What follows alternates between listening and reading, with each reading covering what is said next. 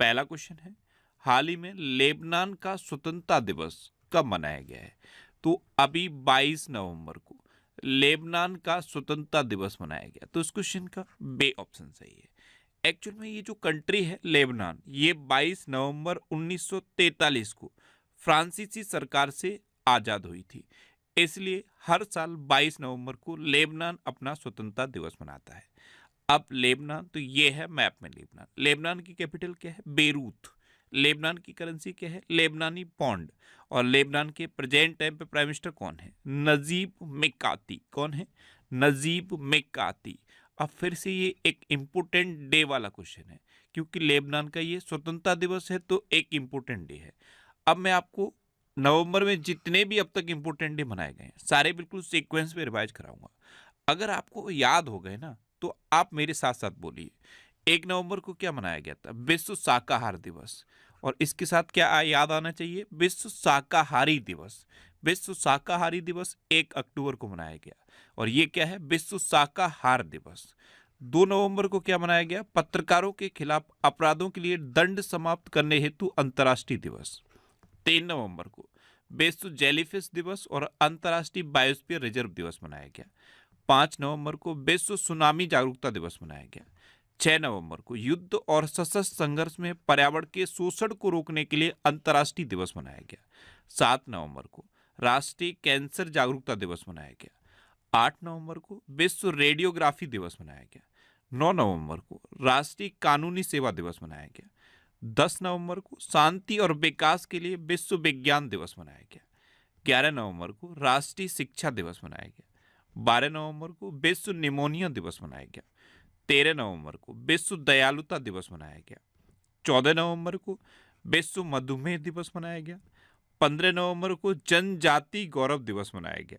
16 नवंबर को राष्ट्रीय प्रेस दिवस, अंतर्राष्ट्रीय सहिष्णुता दिवस और विश्व दर्शन दिवस मनाया गया। अच्छा, 17 नवंबर को राष्ट्रीय मिर्गी दिवस मनाया गया और अंतर्राष्ट्रीय छात्र दिवस भी 17 नवंबर को मनाया गया। 18 नवंबर को प्राकृतिक चिकित्सा दिवस मनाया गया। 19 नवंबर को विश्व शौचालय दिवस मनाया गया। ये इंपॉर्टेंट है, विश्व शौचालय दिवस यानी कि वर्ल्ड टॉयलेट डे, ये 19 नवंबर को मनाया जाता है। और 19 नवंबर को ही इंदिरा गांधी जी की जयंती होती है और रानी लक्ष्मीबाई की जयंती भी 19 नवंबर को होती है। इसको आप इस तरह याद कर लो, इस बार वर्ल्ड कप का फाइनल कब हुआ था? 19 नवंबर को। उसी दिन वर्ल्ड टॉयलेट डे मनाया जाता है, उसी दिन इंदिरा गांधी की जयंती होती है और उसी दिन रानी लक्ष्मीबाई की जयंती होती है। अच्छा, 22 नवंबर को अफ्रीका औद्योगिकरण दिवस और विश्व बाल दिवस मनाया गया। 21 नवंबर को विश्व टेलीविजन दिवस और विश्व मत्स्य पालन दिवस मनाया गया। तो नवंबर में अब तक इतने इंपॉर्टेंट डे मनाए गए हैं, ये आपको याद रखने हैं। अच्छा, आज की इस वीडियो का हम टारगेट रखते हैं 40,000 लाइक का। तो अगर ये वीडियो आपको अच्छा लगता है, हेल्पफुल लगता है, तब आप इस वीडियो को लाइक और शेयर जरूर किया करो। और मैं आपको भी बोलता हूँ, डेली मॉर्निंग में उठकर सबसे पहले अपने लिए एक टारगेट फिक्स करो, चाहे छोटा सा ही टारगेट फिक्स करो, लेकिन डेली मॉर्निंग में उठकर सबसे पहले अपने लिए एक टारगेट फिक्स करो और फिर अपना पूरा दिन उस टारगेट को अचीव करने में लगा दो। आपकी लाइफ ऑटोमेटिकली अच्छी हो जाएगी। नेक्स्ट क्वेश्चन है, हाल ही में किसने 26वीं बार विश्व बिलियर्ड्स चैंपियनशिप जीती है? तो अभी पंकज अडवाणी ने सौरभ कोठारी को हराकर 26वीं बार विश्व बिलियर्ड्स चैंपियनशिप जीती। तो इस क्वेश्चन का सी ऑप्शन सही है। ये है पंकज अडवाणी और ये जो गेम खेल रहे हैं इसी को बिलियर्ड्स कहते हैं। तो 26वीं बार विश्व बिलियर्ड्स चैंपियनशिप पंकज अडवाणी ने जीती है। नेक्स्ट क्वेश्चन है, हाल ही में बंगाल के ब्रांड एम्बेसडर कौन बने हैं?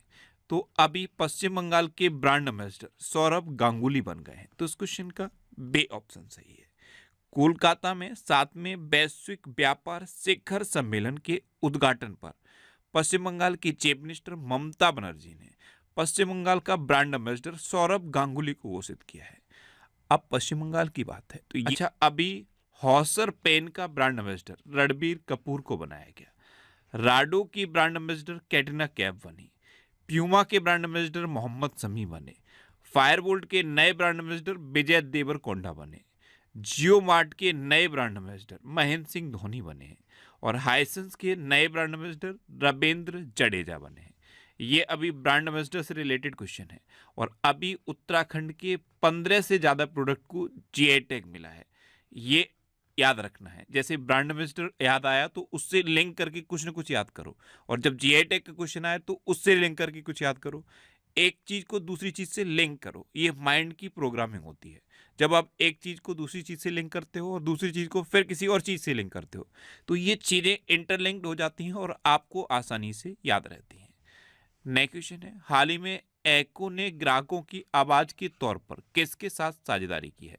तो एको ये एक जनरल इंश्योरेंस कंपनी है, इसने ग्राहकों की आवाज के तौर पर आर माधवन के साथ साझेदारी की। तो इस क्वेश्चन का सी ऑप्शन सही है। जनरल इंश्योरेंस टैग कंपनी है एको, इसने बीमा को सुविधाजनक, पारदर्शी और आसान बनाने के लिए, यानी कि सुलभ बनाने के लिए आर माधवन के साथ साझेदारी की है। अच्छा, ये जो एको कंपनी है ना, इसकी स्थापना कब हुई थी? 2016 में। कब हुई थी? 2016 में। और इसका हेडक्वार्टर कहाँ पे है? बेंगलुरु में। अच्छा, एको के संस्थापक कौन है? वरुण दुआ। कौन है? वरुण दुआ। नेक्स्ट क्वेश्चन है, हाल ही में पे वलसाला का निधन हुआ है, वे कौन थी? तो पे वलसाला ये एक उपन्यासकार थी, और ये एक मलयालम उपन्यासकार थी। अभी 85 वर्ष की उम्र में इनका निधन हो गया। तो इस क्वेश्चन का बे ऑप्शन सही है। नेक्स्ट क्वेश्चन है, हाल ही में वित्त वर्ष 2024 की पहली छमाही में भारत के प्रत्यक्ष विदेशी निवेश में कितने प्रतिशत की गिरावट आई? तो वित्त वर्ष 2023-24 की पहली छमाही में भारत के प्रत्यक्ष विदेशी निवेश में 24% की गिरावट आई है। तो इस क्वेश्चन का ए ऑप्शन सही है। नेक्स्ट क्वेश्चन है, हाल ही में पंजाबी साहित्य के लिए दाहान पुरस्कार पाने वाली पहली महिला कौन बनी है? तो पंजाबी साहित्य के लिए दाहान पुरस्कार पाने वाली पहली महिला देप्ती बब्बुता बनी है। तो इस क्वेश्चन का सी ऑप्शन सही है, ये है देप्ती बब्बुता। अच्छा, अभी doctor Pritam Singh transformational leader award से राजकुमार को मिला है। साहित्य का जेसीबी पुरस्कार 2023 पेरुमल मुरुगन को मिला है। अच्छा, एमी अवार्ड जीतने वाले पहले भारतीय बीर दास बने हैं। महाराष्ट्र सरकार सुरेश वाडकर को लता मंगेशकर पुरस्कार देंगी। और पहला life time disturbing the peace award Salman Rushdie को मिला है। अच्छा, 19वें कलाकार पुरस्कार से अपोलिनारिस डिसूजा को सम्मानित किया जाएगा। नेक्स्ट क्वेश्चन है, हाल ही में किस देश ने दुनिया के सबसे बड़े सिंगल साइट सौर ऊर्जा संयंत्र का उद्घाटन किया है? तो अभी यूएई ने दुनिया के सबसे बड़े सिंगल साइट सौर ऊर्जा संयंत्र का उद्घाटन किया। तो इस क्वेश्चन का बे ऑप्शन सही है। अबू धाबी से 35 किलोमीटर की दूरी पर इसका उद्घाटन किया गया है। और ये जो सौर ऊर्जा संयंत्र है, ये 2 लाख घरों की बिजली आवश्यकताओं को पूरा कर सकता है। अब यूएई तो ये अच्छा, अभी सीबीएसई यूएई में नया प्रशासनिक कार्यालय खोलेगा। ब्यूटी वर्ल्ड मिडिल ईस्ट 2023 की मेजबानी दुबई करेगा। भारत ने यूएई को अपना पहला कच्चे तेल का भुगतान स्थानीय मुद्रा में तय किया है। और कोरोना वायरस का नया वेरिएंट यूएई में मिला है। नेक्स्ट क्वेश्चन है, हाल ही में भारत यूके इलेक्ट्रिक प्रोपल्सन क्षमता साझेदारी कहाँ आयोजित हुई है? तो अभी भारत यूके इलेक्ट्रिक प्रोपल्सन क्षमता साझेदारी ये अभी नई दिल्ली में आयोजित हुई। तो इस क्वेश्चन का सी ऑप्शन सही है। अब यूके। नेक्स्ट क्वेश्चन है, हाल ही में जम्मू कश्मीर के किस जिले के केसर को जीआई टैग मिला? तो जम्मू कश्मीर के किश्तवाड़ जिले के केसर को अभी जीआई टैग मिला है। तो इस क्वेश्चन का बे ऑप्शन सही है। किश्तवाड़ जिले का केसर अपनी विशेष सुगंध के लिए फेमस है, और अब इसे जीआई टैग मिल गया है। अभी मैंने आपको बताया था कि उत्तराखंड के 15 से ज्यादा प्रोडक्ट को जीआई टैग मिला है। उसमें एक तो लाल चावल प्रमुख है, लाल चावल को अभी जीआई टैग मिला है। उत्तराखंड में कुमाऊनी पिछौरा को जीआई टैग मिला है, कुमाऊनी पिछौरा ये भी अभी मिला है। ये 2 आप याद रखिए, ये 2 अभी सबसे ज्यादा इंपॉर्टेंट है। अच्छा, उड़ीसा की केंद्रपाड़ा रसबली को जीआई टैग मिला। केंद्रपाड़ा जगह का नाम है और यहाँ पे ये जो मिठाई बनती है रसबली, तो इसलिए इसका नाम होता है केंद्रपाड़ा रसबली। इसे अभी जीआई टैग मिला। अरुणाचल प्रदेश के याक चुरपी, खामती चावल और तांगसा टेक्सटाइल को जीआई टैग मिला। जम्मू कश्मीर के प्रसिद्ध पश्मीना क्राफ्ट को जीआई टैग मिला है। तमिलनाडु के सलेम सागो को जीआई टैग मिला और उड़ीसा की रायगढ़ सॉल को जीआई टैग मिला है। नेक्स्ट क्वेश्चन है, हाल ही में किसे नाबार्ड के उप प्रबंध निदेशक के रूप में नियुक्त किया गया? तो नाबार्ड के उप प्रबंध निदेशक के रूप में अभी अजय सूद को नियुक्त किया गया। तो इस क्वेश्चन का सी ऑप्शन सही है, ये है अजय सूद। अप नाबार्ड यानी कि NABARD, नाबार्ड, इसकी फुल फॉर्म क्या है? National bank for agricultural and rural development. इसकी स्थापना कब हुई? 1982 में। कब हुई? 1982 में। और इसके प्रेजेंट टाइम पे प्रेसिडेंट कौन है? श्री शाह जी के बी। अच्छा, अभी ओपन एआई का नया अंतरिम सीईओ मीरा मुराती को बनाया गया। एसपीजी निदेशक आलोक शर्मा को नियुक्त किया गया है।